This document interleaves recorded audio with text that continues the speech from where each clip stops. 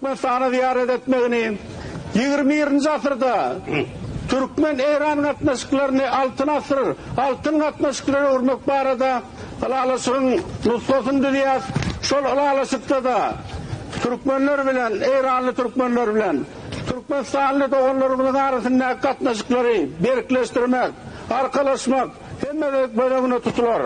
Men şuňky hatyrı unna sözümü tamamlap beyik akıllar Mahtumuri'nin şu tetirleri bilen tamamlansılayarın.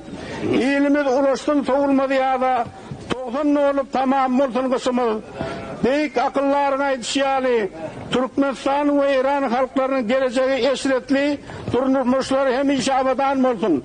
Şunun hemmemiz bileleşip Allah Teala'dan dilaleyin. Siz Türkmenler şol atababalarını yani mertliği, gayratlılığı, akıllarlığı, paykaslığı sakla.